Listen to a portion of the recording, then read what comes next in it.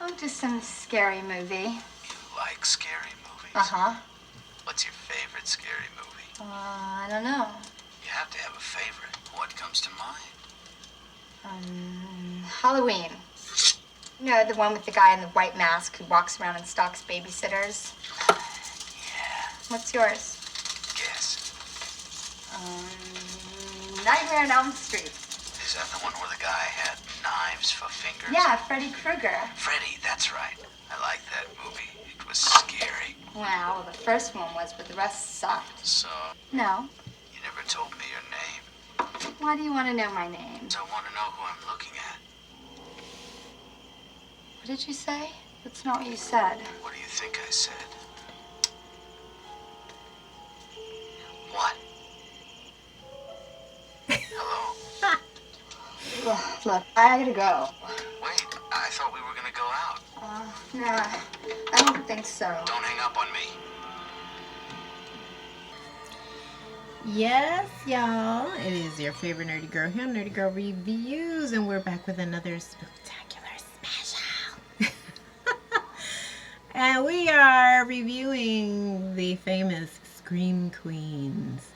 All of the cult classic Halloween movies. And yes, I thought I would don the famous Bang Bouffant of our precious, beloved Elvira, the Mistress of Darkness. The Mistress of the Dark, sorry.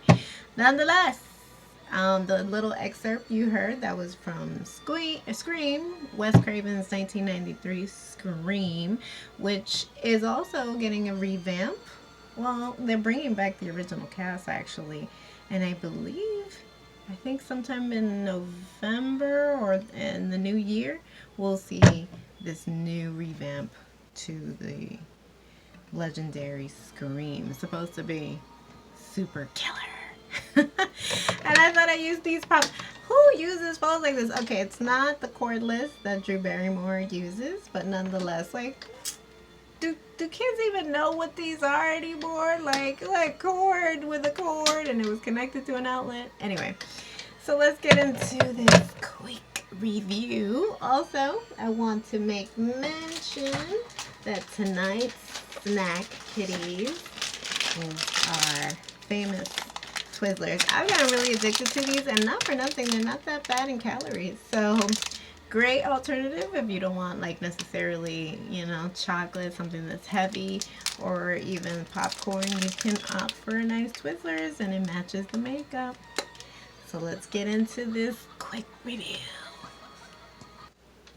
Now, before we get all into it, for you kiddies who do not know or are not privy to Elvira, Elvira was known for her kitsch, or her kitschy shtick.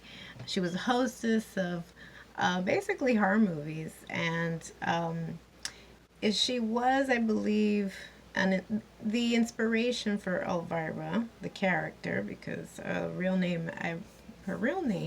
actress's real name is Cassandra Peterson, but she embodied Elvira.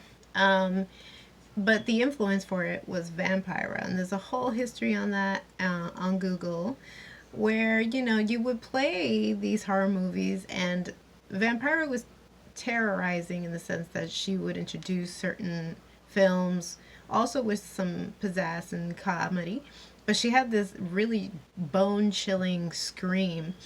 And I don't recall necessarily Elvira doing the same thing, but she did show a lot of boob.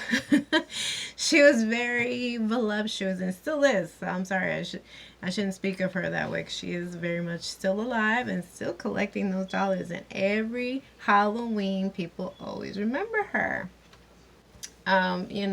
Based on those shows. I remember as a kid, I think when I got acquainted with her show, it was already like on, I think the network was called USA, and they would play B movies, all types of B movies, scary supposed slasher movies, but nothing too risque, and it would always come on at midnight. And in between commercials, she'd come on, do her little comedy shtick, show her boobies, and it was so funny and appealing. Was it necessarily kid friendly? Probably not. And there was always things and tongue-in-cheek, but I enjoyed her, and I think honestly she was a riot to watch every Saturday. You know, you look forward to those films and yeah, what she had to say. She was a comedian and still is, you know. So just so you have some background, Elvira on home video. In 1985, Elvira began hosting a home video series called Thriller Video, a division of International Video Entertainment. Many of these films were hard selected by Peterson, choosing to stay away from the more explicit cannibal, slasher, and zombie films of the time. These were generally tamer films, such as The Monster Club and Dan Curtis's television films, as well as many episodes of the Hammer House of Horror television series, since she had refused to host Make Them Die Slowly, Seven Doors of Death, and Buried Alive. However, the videos were released on the Thriller Video label without Elvira's appearance as hostess. After the several extended episodes of the British namesake series Thriller were also released without any appearance of Elvira, and some, such as Buried Alive, the cast replaced her. The success of the Thriller video series led to a second video set, Elvira's Midnight Madness, released through Rhino Home Video. In 2004, a DVD horror film collection called Elvira's Box of Horrors was released, making Elvira's return to horror movie hosting after a 10-year absence. So there's some background. She's had an incredible life. I believe she was even Elvis Presley's girlfriend. She's had an extraordinary life. I believe there's also a memoir that she has and she released maybe a year or two ago. You can find that on Amazon, or I'll link it down below. But very interesting life. Also, how they were trying to put her, and this is what they do. Hollywood always does this: puts women up against other women, pits them up at other women to become enemies for basically having talent. It's just like it has to be just one. Why can't it just be several? You know, this is, again, that's a whole new topic, but nonetheless, they were really pitting her up against Vampira, and I think Vampira, you know, there was always that rivalry between them, but we see who was the successor, so, you know, and she's still doing it. She's still doing the damn thing, so kudos to Miss Elvira. And I will. What door am I at? What? There are two main doors to your house, a front door and the patio doors. If you answer correctly, you live. Very simple. Don't do this, I can't, I won't. Your call.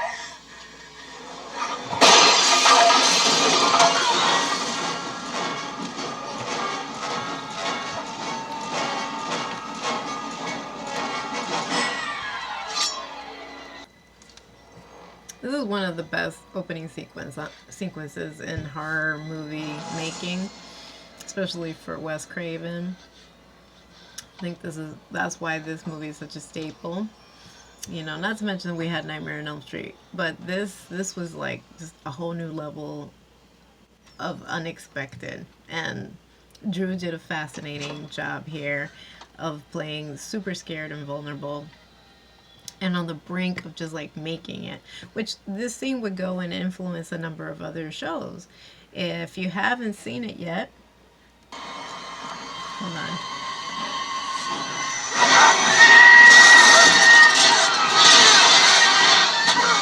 Here we go. It influenced Fear Street on 1994 on Netflix. I reviewed it and I will link it down below so you can see my other review for it, my other recap. But literally, like, nearly the same scene, and it was fabulous. Also, I want to make mention that there is another fellow YouTuber that I've been a fan of for years.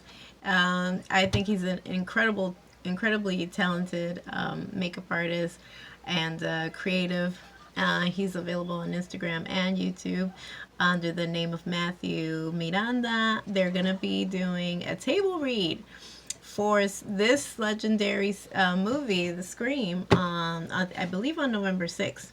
So I thought I'd give him a quick shout out because Lord knows I've been a fan for so many years, and he's watched my videos too and given me support. So again, I think it's a great film. I think it's perfect timing for Halloween, and even if it's on November 6th, hey, you can make Halloween stretch by watching it, and maybe also it'll pull at your nostalgic strings because you'll remember these scenes, and these scenes were fabulous. For some reason it was on HBO Max. I don't know why, but it's disappeared. So you can watch it on video on demand, available on YouTube. So let's move on to our next Scream Queen. Yes.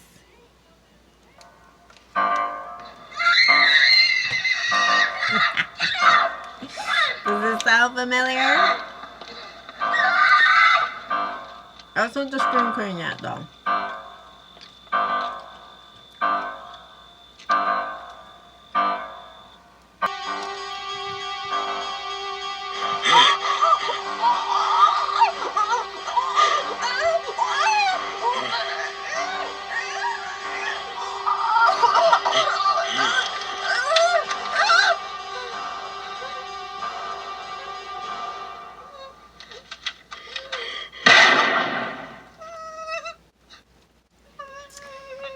This is our Jamie Lee Curtis Halloween 1978. One hell of an ending, nah?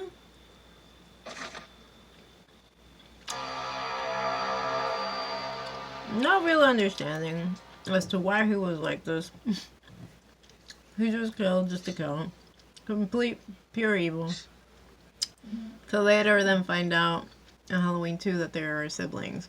What's the boogeyman? But amazing how they put this movie together.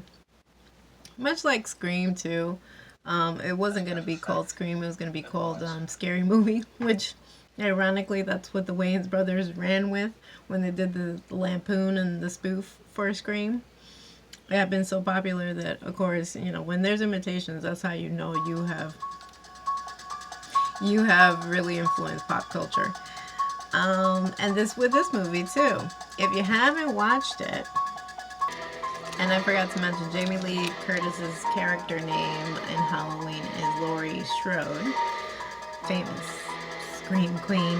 But if you haven't watched it yet, I suggest you go on Netflix and watch the movies that made us, and it gives you a breakdown on all the greats of how Halloween was made, Nightmare on Elm Street was made, Friday the 13th was made, and a few others as well. But yes, it's great. You know, honestly, being the film nerd that I am, I enjoy watching how films were made and literally how they were able to turn a shoestring budget.